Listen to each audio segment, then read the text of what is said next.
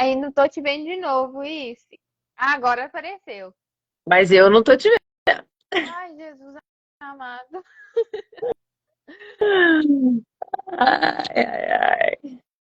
É o que vai acontecer. Eu acho que nós vamos conversar, eu olhando aqui pra isso. Ah, vamos tocando.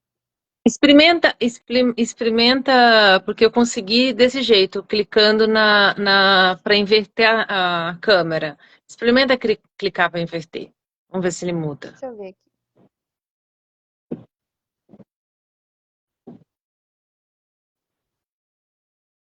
Olha, se mudou. Não, Nada? nada. Continua uma telinha preta.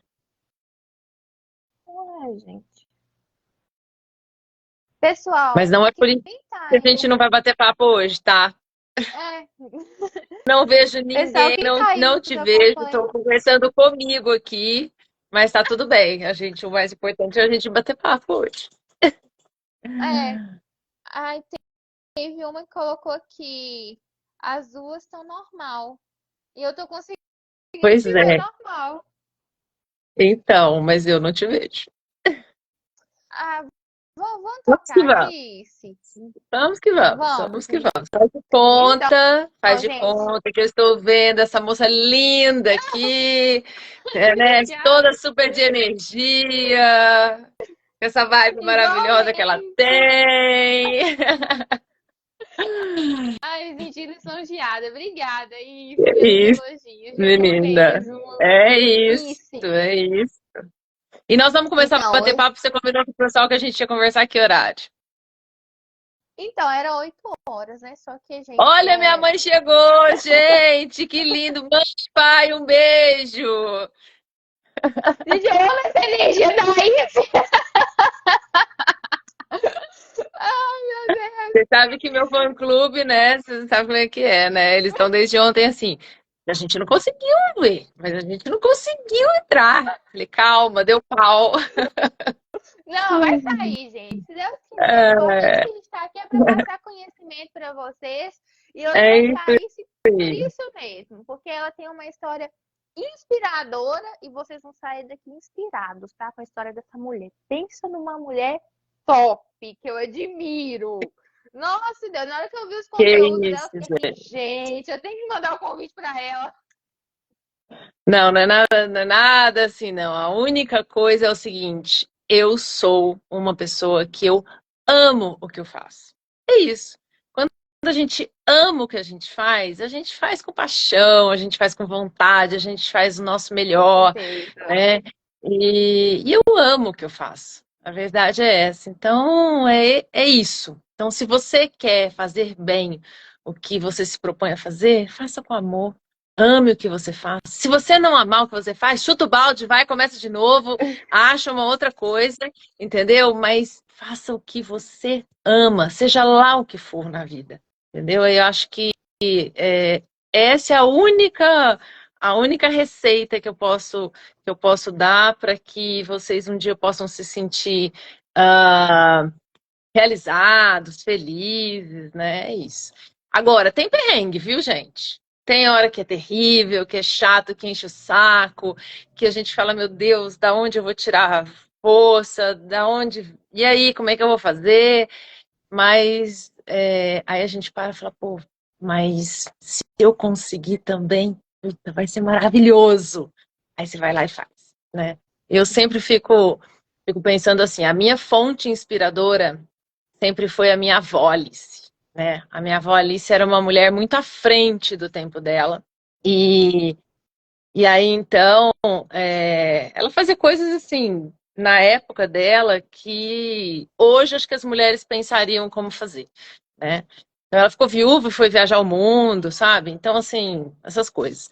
E aí, eu sempre fico pensando assim, quando eu tenho alguns desafios na vida, eu fico no par e penso assim, o que a minha avó Alice faria?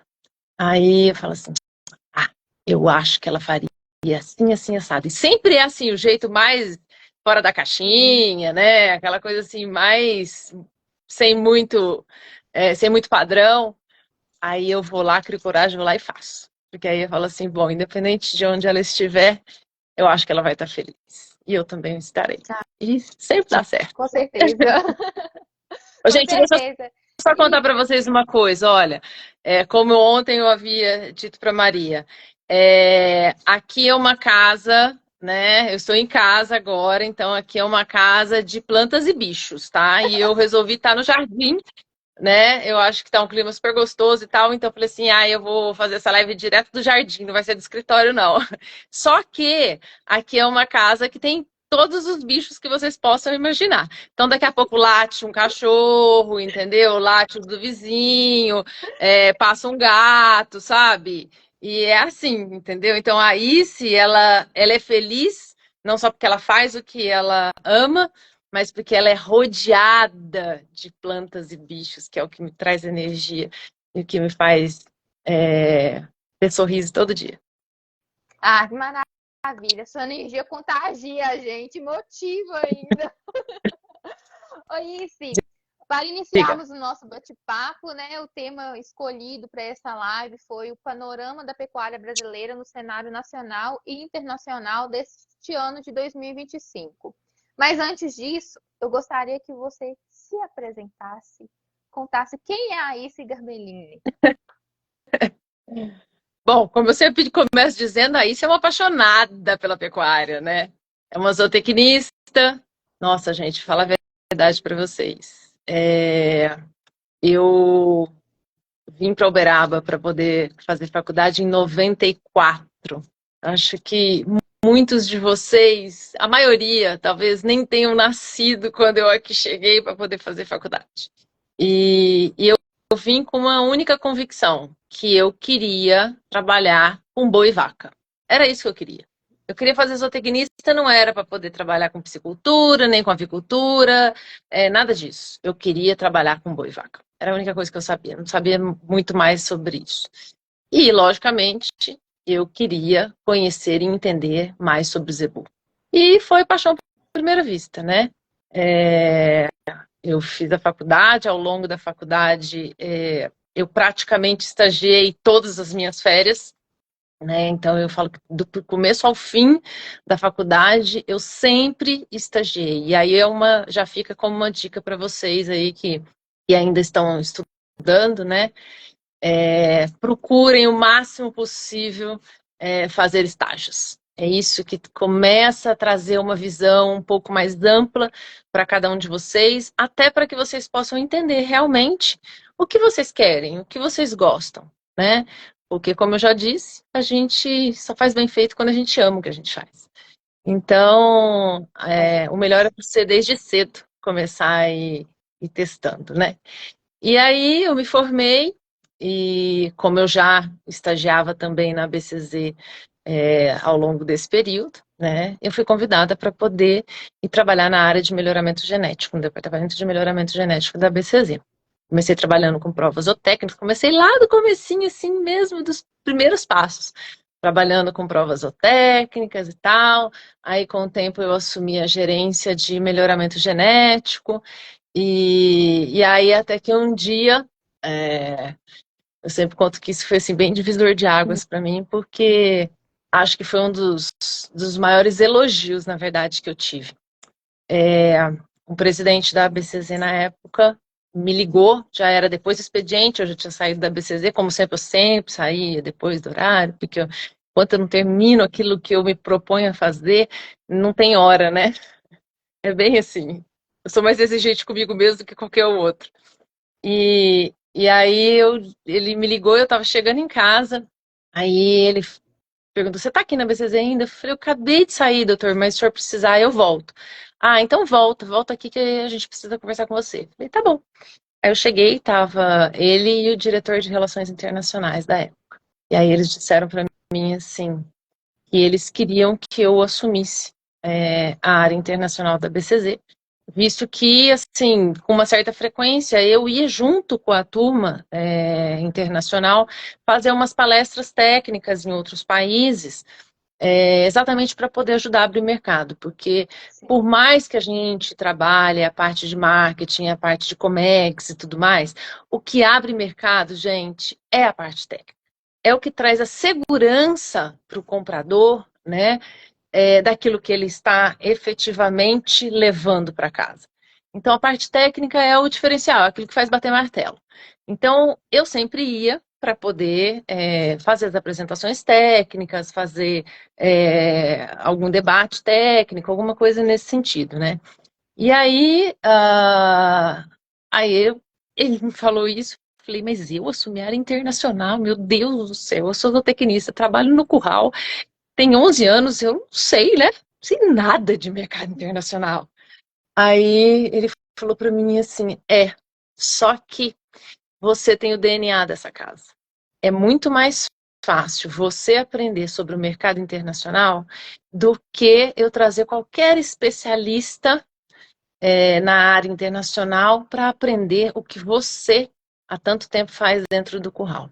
Aí eu falei, pois é, pode ser que isso dê certo.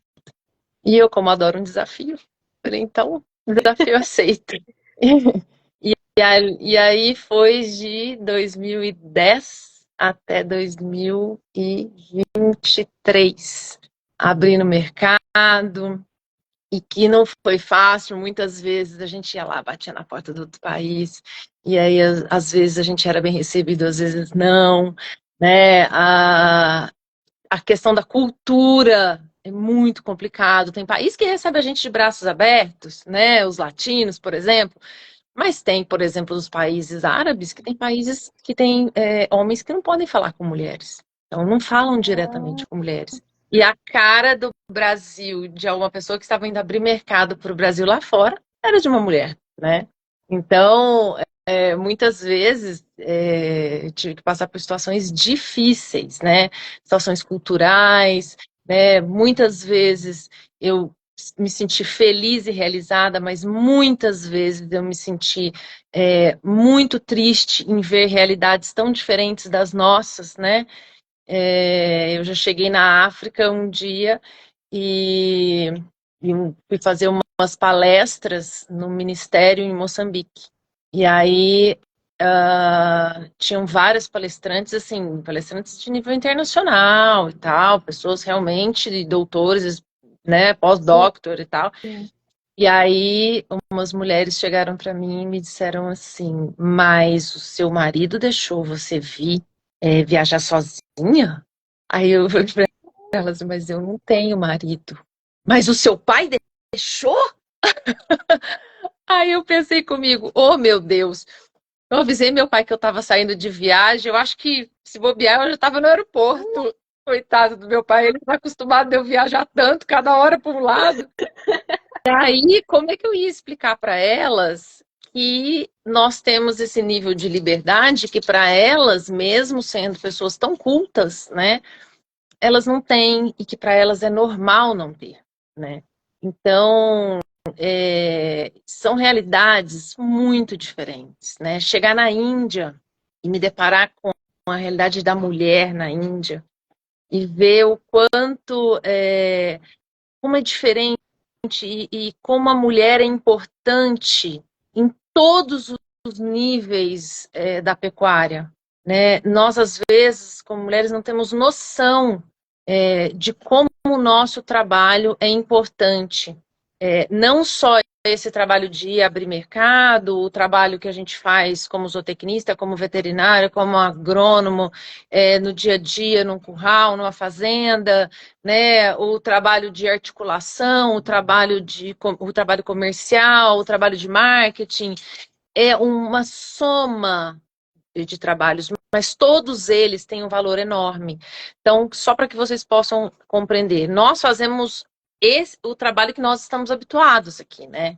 Então, e lá na Índia, por exemplo, quem é responsável Sim. por cuidar dos animais são as mulheres. Então, quem alimenta as vacas são as mulheres, quem ordenha as vacas são as mulheres. Lá, por exemplo, não são pecuárias grandes como a gente tem aqui, extensiva, não. Lá são uma quantidade gigantesca, né, de produtores pequenininhos, né? Então, assim, pequenos mesmo, às vezes 2 vacas, 3, 5, 10 vaquinhas, coisas desse tipo. E quem maneja esses animais sempre são as mulheres. Então, elas ordenham, elas cuidam, elas tratam e tudo mais. E imagina elas com aqueles sares todas, né? Aquele calor cuidando desses animais. E ao final do dia, sempre tem uns entrepostos, assim, próximo das aldeias onde elas vivem. E esses entrepostos são onde elas entregam o leite. E elas chegam lá, gente, com uns galõezinhos, assim, de 2, 3, 5 litros de leite para poder entregar a produção dela do dia. Porque ela tirou o que os filhos dela iam consumir e o restante ela leva para poder entregar, para poder vender para a cooperativa. E ela recebe em moedinhas, para vocês terem ideia. E essas moedinhas é o que vai garantir a alimentação dos filhos dela do dia seguinte. Então, se ela não tiver aquela moedinha, se ela não tiver aqueles 3, 4, 5 litros de leite para poder entregar, no outro dia os filhos dela não comem. Então, São culturas imagina o que é completamente isso. diferentes, Completamente né? diferente. E eu vivi situações assim, no caso de uma senhora que foi entregar esse leite e ela escorregou porque tinha chovido, estava úmido o chão, e ela caiu, se machucou. E eu sempre conto essa história, gente, porque eu me emocionei tanto que eu não consigo esquecer essa história. E esse latãozinho dela de leite caiu. E o leite, eu olhei o leite todo escorrendo. E começou a escorrer o leite, começou a escorrer as lágrimas nos meus olhos, porque eu pensava assim, os filhos dela amanhã vão passar fome. E aí, eu procurei essa mulher, que levaram ela, né, porque ela tinha machucado, eu procurei ela horas e horas e horas, fui na aldeia dela, fiz me levarem lá, porque eu queria achar ela para poder dar comida dos filhos delas do outro dia. Porque, além dela ter machucado, né, me doía pensar que os filhos dela não iam comer no outro dia. Então, imagina o nível, nós aqui, mulheres, estamos trabalhando na pecuária, estamos nos esforçando para cada vez fazer o melhor, aumentar o potencial de produtividade, produzir com mais eficiência, né? Atender às nossas demandas aqui internas do país e também as demandas do outro país. Porque a partir do momento que a gente conseguir melhorar o potencial genético dos animais, seja aqui no Brasil ou lá fora, a gente está trazendo melhor qualidade de vida para as pessoas aqui do nosso país e tão longe também. Então, é isso.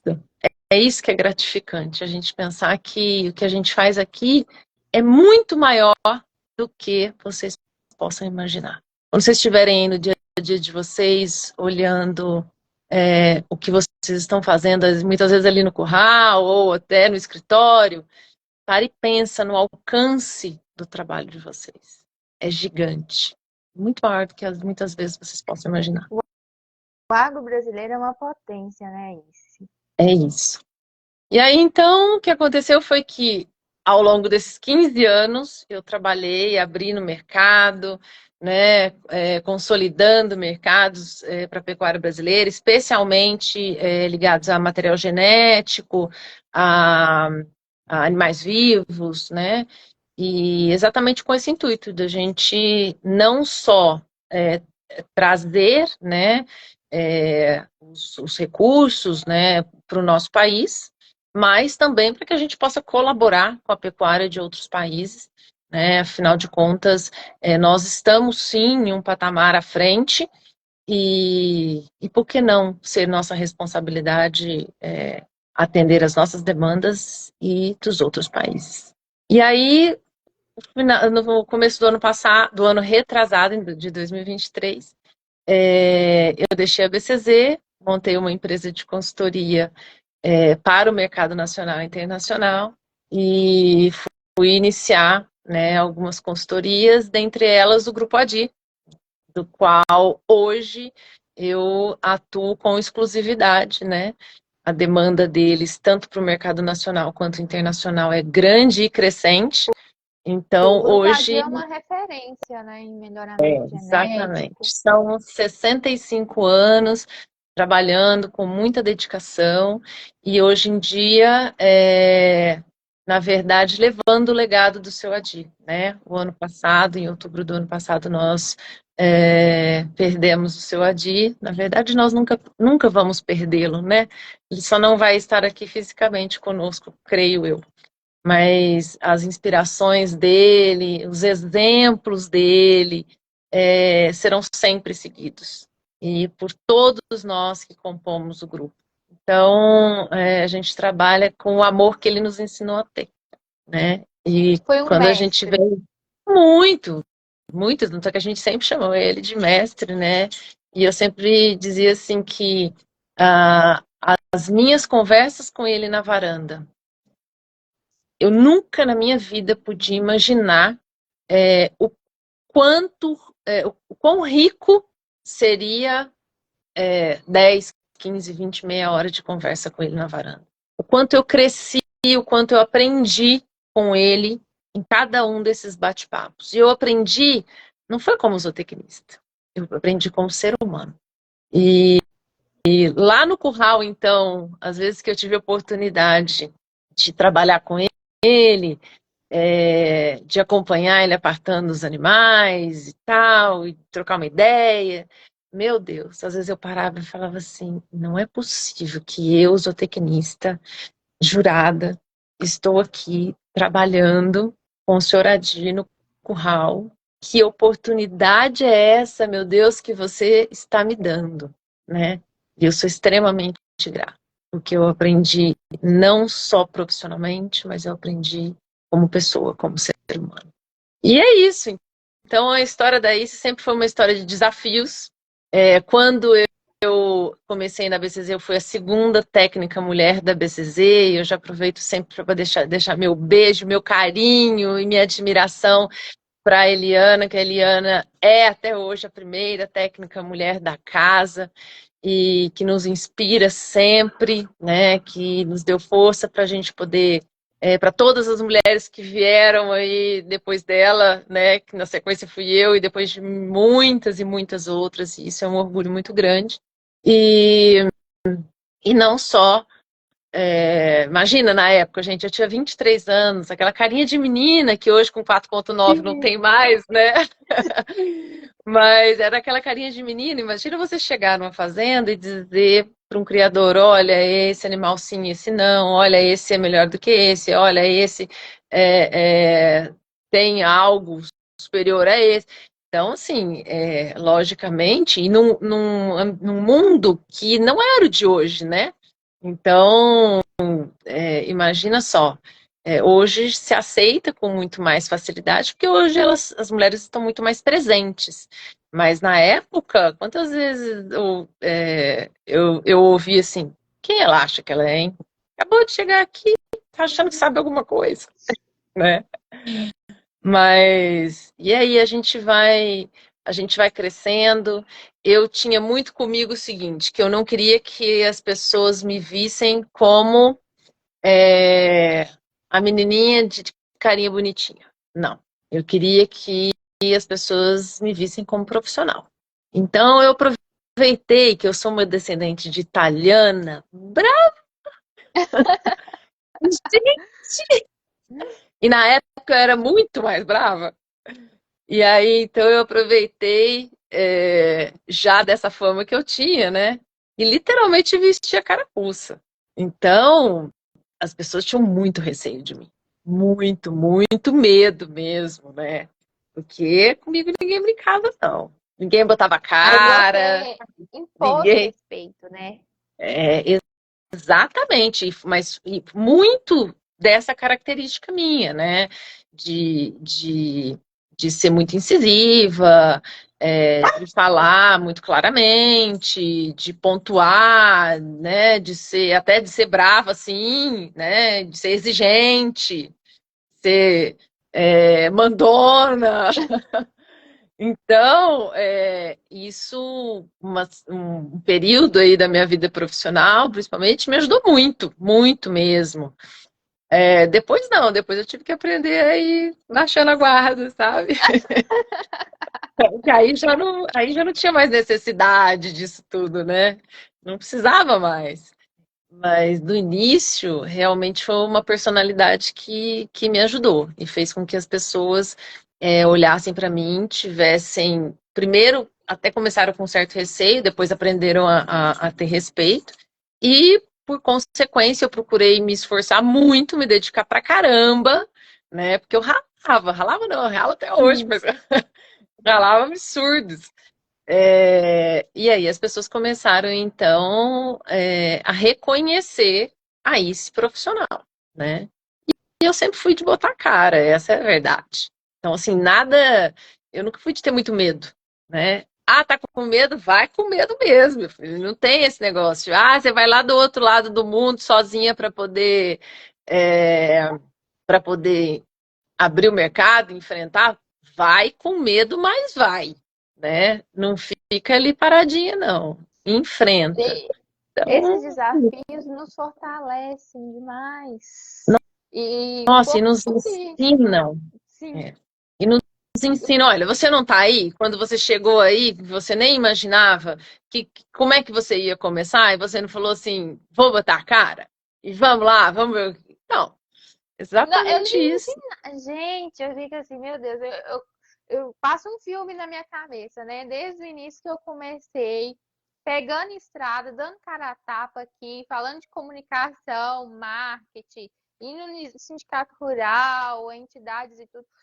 Aí Tá eu vendo? vejo assim, meu Deus do céu, a que ponto eu tô chegando? Me conectando com pessoas que eu jamais imaginaria. E tudo através aqui, ó, da É, internet. Rede então, e na social, minha fazendo época que não live. tinha internet. Quando eu tinha cidade, não tinha internet. E é um Imagina ponto só que como é que era. Hoje é você muito mais ressaltou fácil. até em uma live que você também fez isso para chegar em outras pessoas, né? Conta um pouco pra Entendeu? gente. Sabe? E hoje a gente tem essa possibilidade, a gente está aqui batendo papo, outras pessoas estão aqui acompanhando a gente, e daí vão surgindo algumas outras coisas e tal, e uma pessoa vai entrando em contato e outra, né? E E vai quando eu indicando, comecei né? que não tinha nada disso, não tinha nada. Gente, eu entrei na faculdade no ano que lançou o celular, que era aquele tijolo gigante, era aquilo. Então, imagina só. Quando eu me formei, eu me lembro direitinho que as apresentações de graduação, né, de TCC e tudo mais, eram feitas todas em lâminas, né, de transparência. E aí tinha lançado o PowerPoint fazia pouco tempo. E ninguém usava ainda, porque era um negócio assim, né? E eu, claro, como sempre, aí se não podia ficar de fora, né? Aí eu fui fazer o meu TCC tanto no PowerPoint quanto nas lâminas, porque vai que desse pau, né? Vai que tivesse algum problema que eu não desse conta de fazer no bendito do PowerPoint, então eu já tinha lá o esquema das lâminas prontas. Mas eu fui lá aprender para poder fazer, porque eu não podia fazer igual. É claro que não, eu tinha que me desafiar a fazer diferente, né? E assim e isso faz com que a gente aprenda muito mais, com que a gente se prepare para as coisas que estão à frente.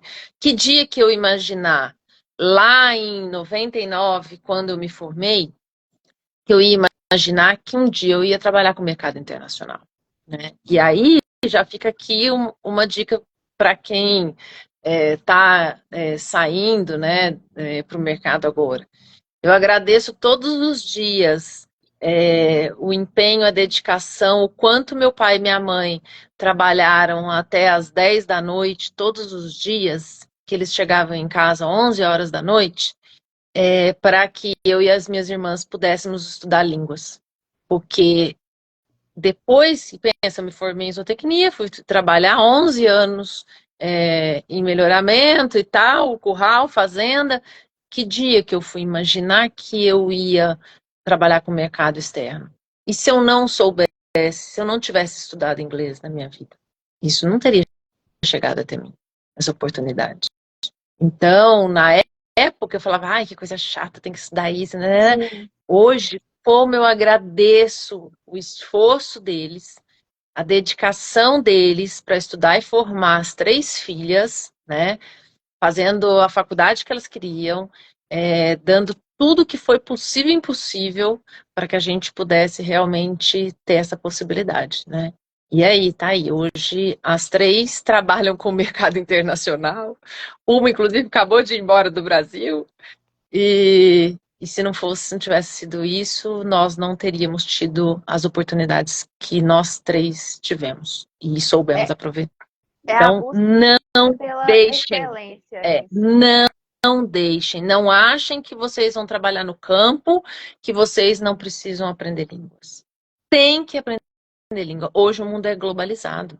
Hoje a gente está aqui e do mesmo jeito que eu estou aqui com você, de repente chega uma mensagem de alguém de um país tal e aí a gente já está respondendo. Aí às vezes eu estou conta de fuso horário, né? Às vezes eu estou brincando, passeando no bar, rindo no restaurante, de repente chega uma mensagem de alguém lá do outro lado do mundo, literalmente. E aí você responde. Entendeu? E aí você tá aqui, você deixa literalmente o WhatsApp maluco, porque tem hora que você tá no português, tem hora que você tá no espanhol, tem hora que você tá no inglês, e aquilo vira aquela lambança, né? Aí ele começa a misturar tudo, aí começa a sair umas coisas tudo errado, você morre de vergonha, mas não tem outro jeito, né? E aí que as coisas acontecem. Então, pode até ser chato, mas é muito mais do que necessário. É imprescindível pensando daqui para frente. Se lembrarem que eu comecei a estudar zootecnia há 30 anos atrás, né? E eu já tinha estudado inglês, imagina hoje. Hoje é algo assim, impensável em alguém formar para trabalhar em qualquer ramo do agronegócio brasileiro que não domine línguas. Por favor, peço para vocês. Porque vocês que estão vindo aí serão aqueles que vão nos suceder, né? A Ice vai estar aqui por pouco tempo mais, né? Que Deus me permitir. Mas muitas Ices virão, né? Outras Sim. pessoas virão. E nós não trabalhamos para o Brasil hoje. O Brasil hoje trabalha para ele e para o mundo. E se nós imaginarmos que nenhum outro país no mundo tem condições de produzir como nós temos, não tenha dúvida de que nós continuaremos cada vez mais alimentando o mundo. Essa frase eu sempre gostei muito de falar, o Brasil alimenta o mundo. E ela não é clichê, não. O Brasil alimenta o mundo. E cada vez mais o Brasil vai Sensacional. alimentar o mundo, né? E só que o Brasil só vai alimentar o mundo se a Maria e muitos outros que tiverem aí vindo, né, tiverem a coragem e a capacidade de dar continuidade nisso. Essa é a verdade. Então, É buscarmos sermos referências. nós já Sempre. somos referência. Esse é o Esse diferencial. Nós já somos referência. O grande problema do Brasil é que ele se sente o pequenininho, o sem valor, o menosprezado. E aí as pessoas lá fora, como sabem do nosso potencial e sabem que somos concorrentes e somos concorrentes pesados, Uhum. eles nos diminuem. E o brasileiro vai lá e acredita nisso. Vocês acham que a França diminui e ataca o Brasil porque eles são ótimos e nós somos péssimos? Que isso? A França não tem o nosso clima, a França não tem as nossas matas, a França não tem a nossa área, a França não tem o nosso, é, a nossa genética, o nosso meio ambiente em si. E se um dia tiveram, mesmo que em uma proporção muito menor, não souberam manter. Só que eles produzem carne. E são concorrentes do Brasil muito fortes em muitos mercados. Só que tem um detalhe: o Brasil tem algo que praticamente quase nenhum outro país tem, que chama-se competitividade. Nós temos condições de produzir com um custo competitivo e com qualidade. Então, quando chega, por exemplo, vamos lá, vamos colocar um exemplo para que vocês possam entender o que eu estou querendo dizer. Imagine um mercado importador de machos para abate, tá? Do qual a França é um dos nossos grandes concorrentes, né? Então, imagina um país africano que vai comprar um navio de 20 mil cabeças de boi em fase de terminação para ser abatido lá quando chegar. Tá? O que acontece? Nós temos os nossos animais, eles na maior parte são produzidos a pasto, que é o grande diferencial do Brasil. Então, nós não desmamamos o animal e botamos ele para um confinamento. A maior parte dos animais são recriados a pasto para depois ir para a terminação do confinamento, quando, em alguns modelos de produção, a gente consegue terminar, às vezes, a pasto ou semi-confinado. Então, o que acontece? Quanto custou esse animal para o produtor brasileiro e quanto custou um animal lá na França que comeu ração desde do CRIP, tá? Desmamou comendo ração, foi recriado comendo ração e entrou na terminação comendo ração. Mesmo que ele seja mais precoce, tá? Nós temos que pensar que nós temos que trabalhar com raças adaptadas. Então, mesmo que a raça europeia que eles criem lá, que eles estejam criando, seja um pouco mais precoce do que o nosso zebu, que é o que nós criamos na grande maioria aqui no Brasil, o custo de produção desse animal lá, final, é infinitamente maior do que o nosso custo de produção. Então, nós estamos vendendo um produto que também tem qualidade por um custo menor. Ou seja, nós somos muito mais competitivos. Então, o que nós estamos fazendo? Comendo uma parcela do mercado. Tomando uma outra parcela do mercado de cá. Aí chegou outro país, a gente toma uma parcela de mercado de cá. Chegou outro, toma uma parcela de mercado de cá. O que acontece? Qual que é o jeito de desvalorizar o Brasil, os animais nossos, a nossa genética, a nossa carne em si? Qual é a maneira mais fácil de fazer isso? Não é apontando e dizendo assim, vocês desmatam, vocês não criam conforme as regras de sustentabilidade. Como? Quem são esses países para vir ditar essas regras para nós? Se eles não têm mais nem as matas, se os animais deles não têm a ambiência que os nossos têm, os animais deles nascem e morrem fechados, confinados. Que ambiência esses animais têm? Né? Então, é muito fácil apontar.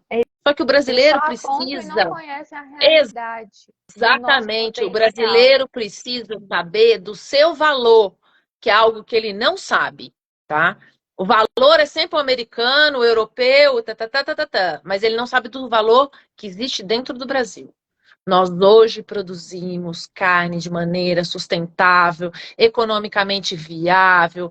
A maior parte do nosso país é a pasto. Nós temos pastagens degradadas? Sim, temos. E se nós recuperarmos as nossas pastagens degradadas, ninguém segura o Brasil, porque a gente alimenta a maior parte do mundo. Do mundo. E vamos lá, nós não estamos alimentando o mundo só com carne, não. Nós alimentamos o mundo com soja, nós alimentamos com milho, nós alimentamos com algodão, nós alimentamos com suco de laranja, nós alimentamos com tudo que nós produzimos. Tudo que nós produzimos.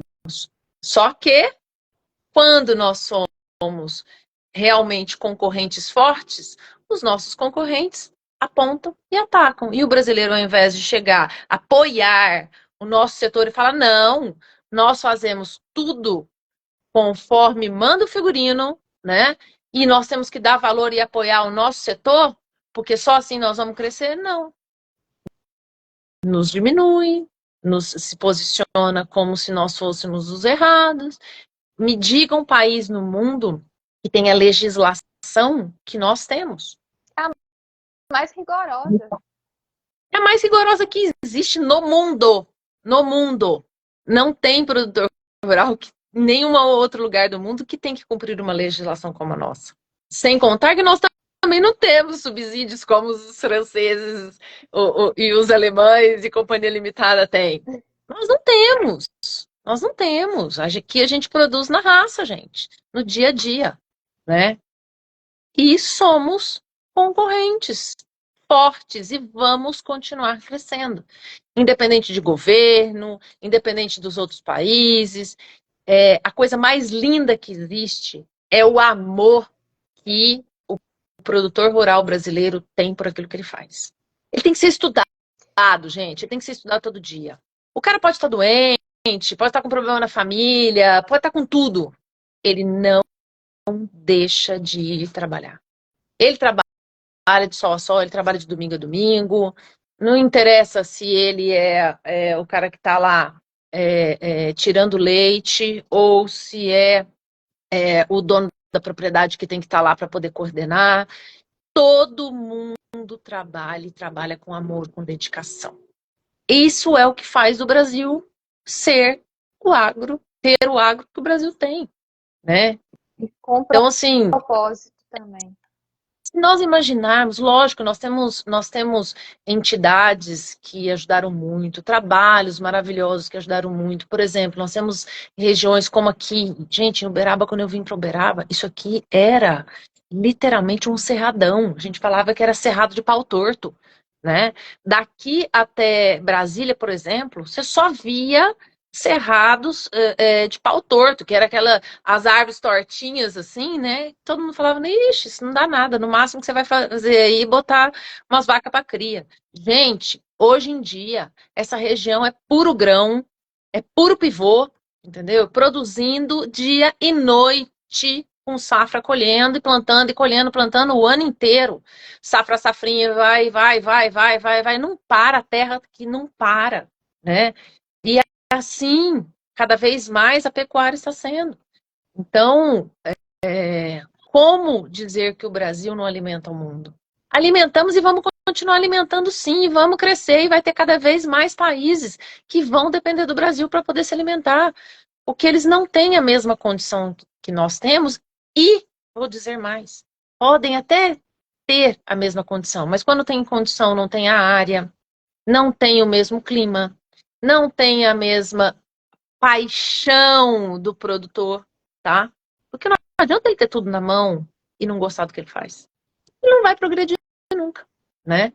Então, como eu sempre falo, ama o que você faz.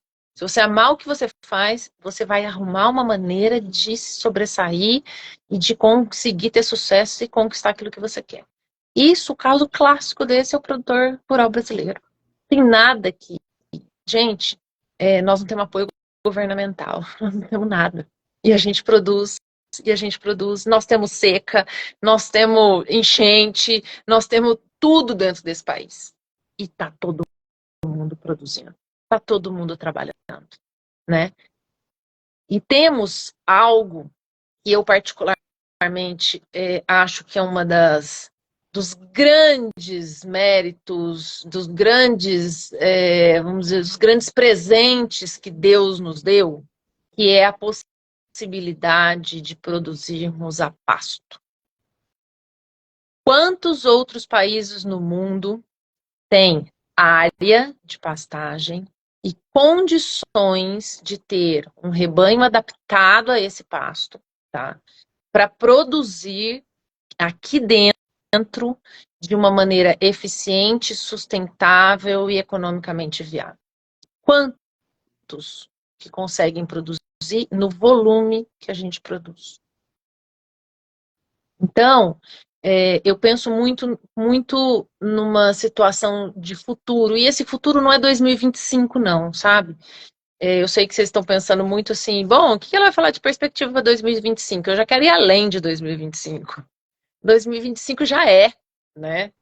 Então, eu acho que a gente tem que pensar muito além daqui, né? O que nós estamos colhendo em 2025, nós plantamos lá atrás. Tudo que a gente planta, a gente colhe. A gente nunca vai colher nada que a gente não plantou. Nunca. E eu nunca vou colher laranja se eu plantei banana. Esquece, isso é lei divina.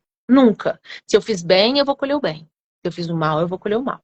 Se eu produzir bem, eu vou ter um bom retorno. Se eu produzir mal, vou ter um mau retorno. Vou ter um retorno ruim. Bom, 2 mais 2. Não precisa reescrever a roda. É isso, né? Agora, vamos imaginar o seguinte. Nós temos uma condição de produzir toneladas e toneladas de carne. Toneladas e toneladas de animais vivos. Recriar e recriar um dos maiores rebanhos do mundo.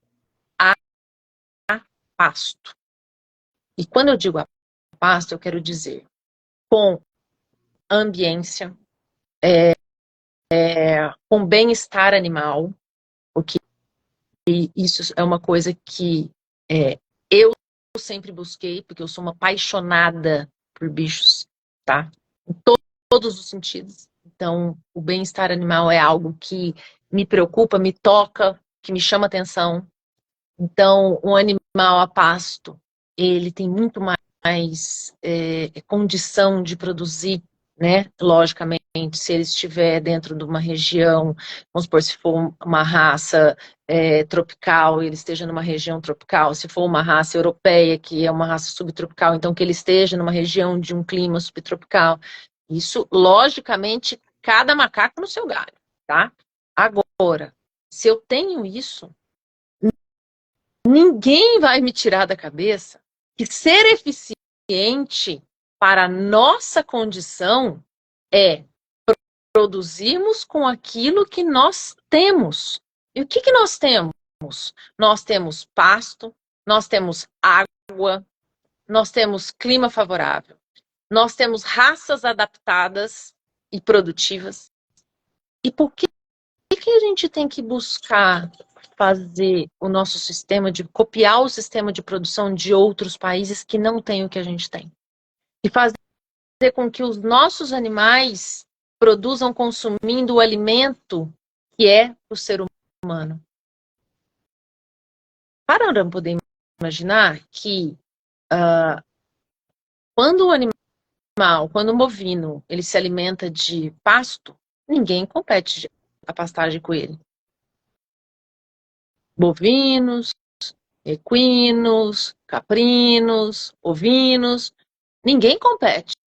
Por quê? Porque o ser humano não vive, não consome pasto. Agora, quando nós tiramos eles dessa condição e colocamos eles em uma condição que consumir aquilo que o ser humano consome, soja, milho e todos os outros produtos e subprodutos que nós também consumimos, automaticamente, primeiro que nós temos que fechar esses animais. Então, a ambiência e o bem-estar animal não é o mesmo. Ah, mas a gente zela, ok, mas não é o mesmo. Segundo, pergunta lá pra vaquinha, o boizinho, será que ele prefere ficar lá no pasto, na sombra, ou fechado lá no confinamento junto com mais 500 no mesmo lote, né? E outra coisa, eles estão competindo com a nossa alimentação, com a alimentação do ser humano. Então, até quando nós vamos poder disponibilizar os grãos para alimentar e produzir proteína animal? Nós somos um dos poucos países no mundo que conseguimos produzir proteína animal de qualidade sem precisar competir com a alimentação humana, com os grãos que vão alimentar o ser humano. Isso é um presente de Deus. Por que nós não usamos muito mais desse potencial que nós temos? Por qual motivo nós temos que copiar o que os outros fazem na verdade, nós somos referência? Lógico, se nós não tivéssemos um clima tropical, né, com essa amplitude toda diária, eu entendo perfeitamente, porque era a condição que a gente tem. Não é essa a realidade. Nós temos uma realidade muito diferente. Nós temos o que todo mundo queria ter. Um cenário de produção que todo mundo queria ter. Sem contar que o nosso custo de produção é muito menor, porque muitas vezes os animais, no máximo, são terminados num confinamento. Quando não, às vezes são terminados a pasto mesmo, ou debaixo de pivô, ou até num semi-confinamento, se for o caso, né? Ou mesmo numa boa pastagem, bem trabalhada e bem manejada. Então, o porquê que nós precisamos adotar modelos que não são nossos para poder produzir? Se nós não poderíamos intensificar os nossos modelos, aquilo que todo mundo quer, que é produzir com qualidade, que é produzir a baixo custo, de maneira sustentável e principalmente, isso tudo para mim é que é ser eficiente. Então, se cada vez mais a gente está buscando eficiência no nosso modelo de produção, eu acho que não tem como o Brasil ser eficiente se ele não der um passinho para trás, parar e falar: peraí, para que caminho eu estou seguindo? Eu estou selecionando os meus animais para cada dia serem mais exigentes. Maior exigência nutricional quer dizer que só o pasto não vai atender, ele não vai ganhar peso somente a pasto, eu vou precisar dar grão. Isso é um bom caminho de seleção para poder seguir? Será? Pensando no nosso país, na nossa realidade? Ou eu vou selecionar os nossos animais a pasto para que cada vez mais eles tenham um maior potencial genético para poder produzir a campo, onde a alimentação tem um custo menor, onde eu vou poder ser muito mais eficiente, eu vou poder produzir de modo muito mais sustentável, alinhado com a natureza, né? Mantendo o bem-estar dos animais. Por que não? Por que eu tenho que copiar o que está lá fora? Porque eu tenho total condição, o nosso país tem total condição de ser o modelo de referência para os outros tropicais. E é. Só aqui dentro é que não consegue enxergar. Então, eu gostaria muito que muitas pessoas no nosso país tivessem oportunidades como a que eu tive, e agradeço imensamente a todos que me auxiliaram nessa jornada, de ir lá fora e olhar de fora para dentro, para aprender o valor que nós temos. Porque olhar daqui para fora está difícil das pessoas enxergarem o valor que nós temos. Então, tomara que muitas pessoas da nossa área, do nosso setor, possam ter oportunidades para ir lá fora e olhar para dentro. E olhar para aquilo que nós somos, para o quanto nós evoluímos, porém, atentar. Qual é o caminho que nós queremos seguir daqui para frente? Nós vamos continuar produzindo com eficiência, utilizando das pastagens, utilizando das áreas, lógico que de maneira consciente, né? Óbvio que de maneira consciente, isso não precisa nem dizer, mas conseguindo produzir, colocar no mercado um produto de qualidade, com custo competitivo, com eficiência, ou nós vamos copiar o nosso vizinho rico e vamos querer fazer igual o modelo que não é aquele que nós poderíamos estar utilizando e que a gente já sabe que dá certo, que a gente já sabe que nos trouxe até aqui, né? Que trouxe o Brasil, que trouxe a pecuária brasileira até aqui foi zebu e pasto. Não tenho dúvida. E pecuarista com amor. Foi isso que trouxe, que fez do nosso país um dos maiores produtores de carne do mundo. Zebu, Excelente. pasto e pecuarista com amor. Isso, que aula! Se a gente continuar competindo com a alimentação humana, sinto muito, mas aquilo que nós andamos, pelo menos no último século, não vai ser o que nós vamos andar no próximo.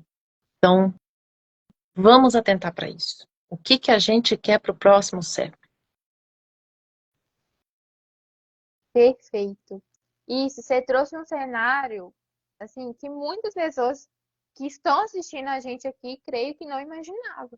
Você deu uma aula completa pra gente hoje. E eu gostaria de te Quase não gosto de agradecer por falar, isso. né?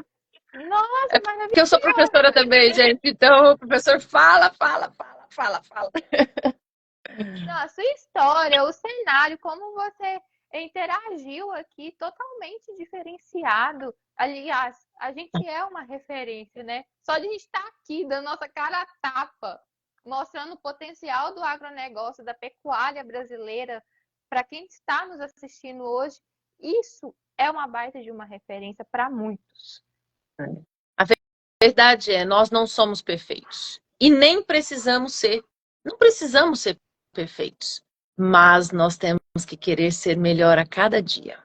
Tanto como pessoas, tanto como profissionais, o nosso setor, a nossa cadeia produtiva, o nosso Brasil. Nós temos todos que sermos amanhã melhores do que nós estamos sendo hoje. Então, para isso, a gente tem que começar já. Já. Eu só vou colher o meu bezerro de 2026 se eu inseminei agora. Senão, não. 2025, né? 2024 para 25, né? Vamos dizer assim. Se eu inseminei agora. E aí, eu fiz pensando em eficiência? Eu fiz pensando em qualidade? Eu fiz pensando em quê? É o que eu vou colher. Porque o que eu plantei é o que eu vou colher. Eu não vou nunca plantar laranja e colher banana. Eu só vou colher laranja se eu plantar laranja, só vou colher banana se eu plantar banana. Não tem muito mistério. É isso. Isso. Não, perfeito, isso. Nossa, muito obrigada, viu? Obrigada mesmo. Imagina, querida, eu que agradeço imensamente. Aí tem meu Insta, logicamente, meu direct está aí disponível. Quem tiver dúvida, seja agora, seja quando assistirem algum outro corte aí, fiquem à disposição, estou à disposição, me chama, vamos bater papo, vamos conversar. Falar de pecuária para mim é sempre um dos maiores prazeres da minha vida, entendeu? Dá para Não é. Todo mundo diz isso. Brilha o olho, e brilha mesmo, gente. Brilha porque sai daqui, entendeu? Então, como eu fico feliz quando eu acompanho, às vezes, um rebanho e tenho a possibilidade de ver assim que nasceu uma bezerra, essa bezerra cresceu, se tornou uma novilha, uma vaca maravilhosa, pariu uma bezerra lindíssima, que se tornou uma vaca sensacional, que pariu uma outra bezerra ímpar, e a gente vê essa evolução. Isso é zootecnia. Isso é zootecnia pura. Em ver essa evolução, em ver a gente saber manter as características que são imprescindíveis para o desempenho da raça, né? A gente saber manter. Gente, não estraga o que a natureza já nos deu. Temos que saber manter aquilo que ela já nos deu, né? E fazer o melhor uso disso. E não dar o passo para trás. Vamos para frente. Vamos para frente. Excelente. Isso, eu já vou encerrar aqui nossa live, mas muito obrigada mais uma vez por ter aceitado o meu convite. Volto a repetir, você é uma referência para gente, principalmente para mim, assim, que sou jovem, que comecei com esse projeto e você me inspirou muito aqui essa noite, nesse bate-papo. Obrigada mesmo. Que bom. Fico feliz, muito feliz e realizada. Já valeu. Se de alguma maneira eu já pude inspirar e ajudar você, já valeu a pena, viu? E eu estou sempre aqui à disposição para poder conversar com vocês quando quiserem, tá bom? É sempre muito bom falar do que a gente ama. Então, tá tudo certo. Viu? Então tá, Sucesso. pessoal. Sucesso aí cada vez mais aqui no seu podcast, sucesso na sua caminhada, na sua jornada. E se prepare, muita coisa boa tem para você aí, Davi, viu? Um Em beijo nome de enorme. Jesus, eu recebo. Deus te abençoe. Amém, querido. Um beijo. Tchau, tchau, gente. Até a próxima Beijo para live. vocês. Obrigada. Tchau, tchau.